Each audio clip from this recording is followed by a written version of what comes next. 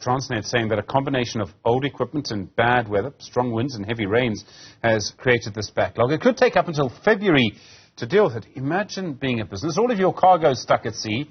You may be a retailer wanting to sell your goods over Christmas. Dennis Hobson is the head of logistics at Investec. Dennis, good afternoon to you. This must be so difficult for companies. Their cargo is stuck in a container somewhere off the coast of Durban.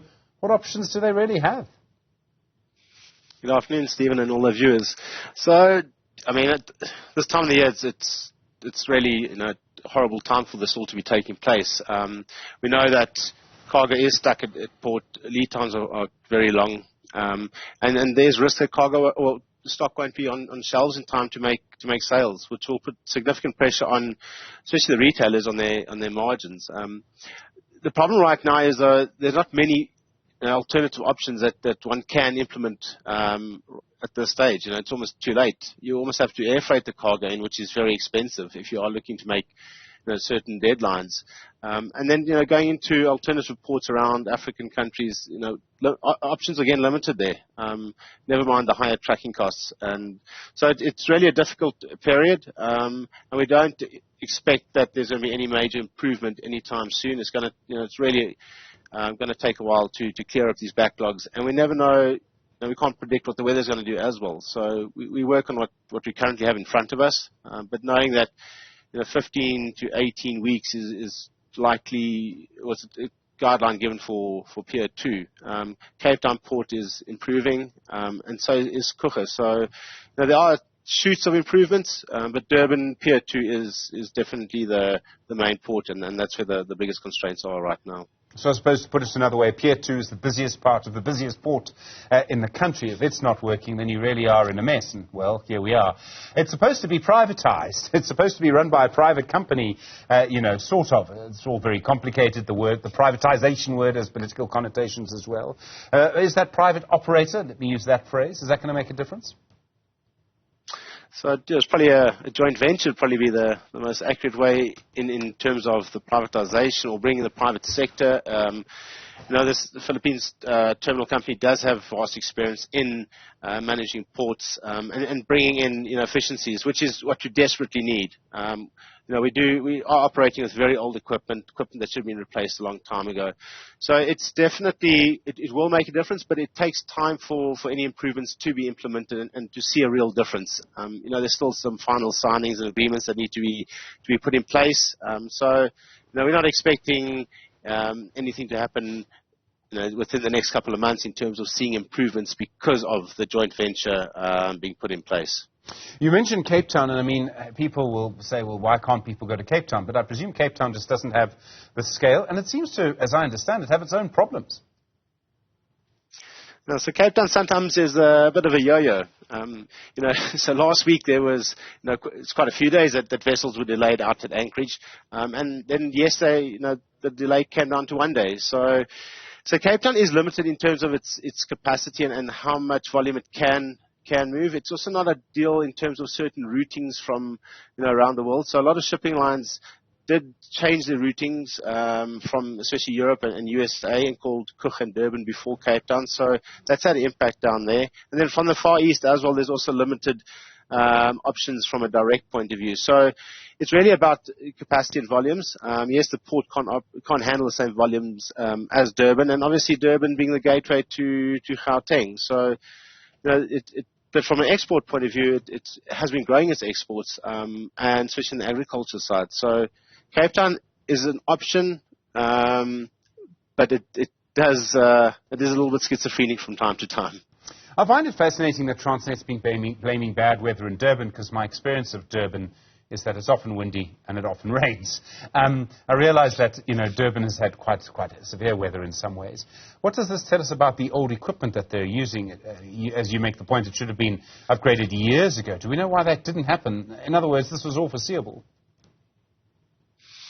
So the warning signs were there. Look, we can't beat around the bush. I mean, corruption was all alive and going well for a period of time.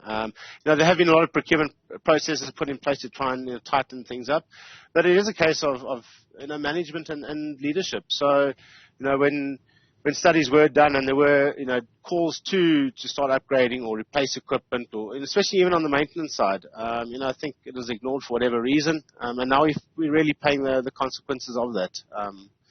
And it takes, you don't just get a new crane overnight.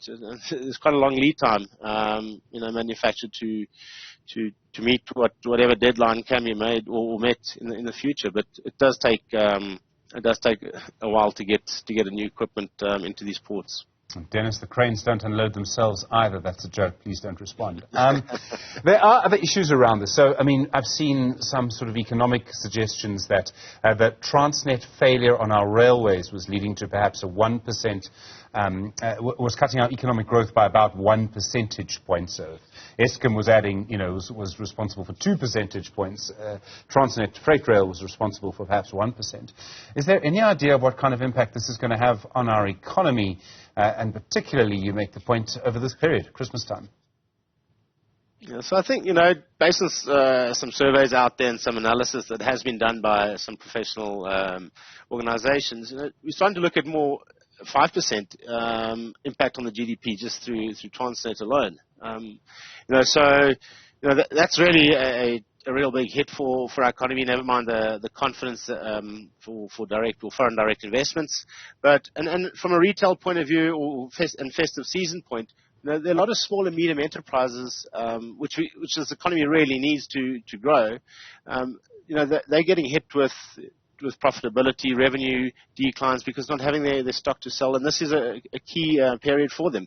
Never mind, back to school orders, etc. So it really doesn't bode well for our economy, and I think there's still going to be an impact that we still have to wait and see what the full impact is going to be because of all these delays.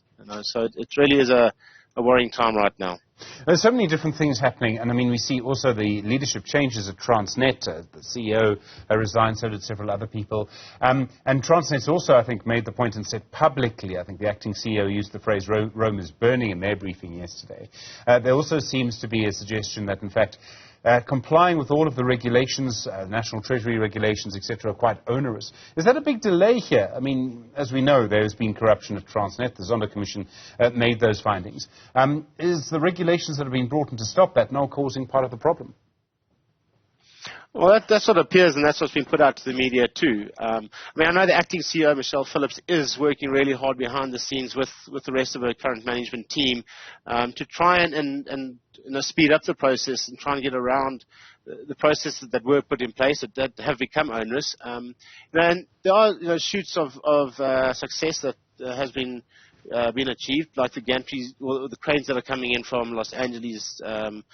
Should be end of the month, beginning December. So it's not that there's lack of effort, but you're right. The processes are a bit onerous, and we need to be. Well, they need to be a lot more agile right now in terms of making decisions and trying to procure stock.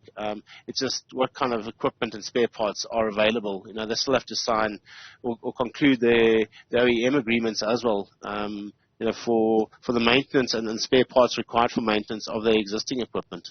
Dennis Hobson, thank you. Head of Logistics at Investec for Business. Do appreciate the time.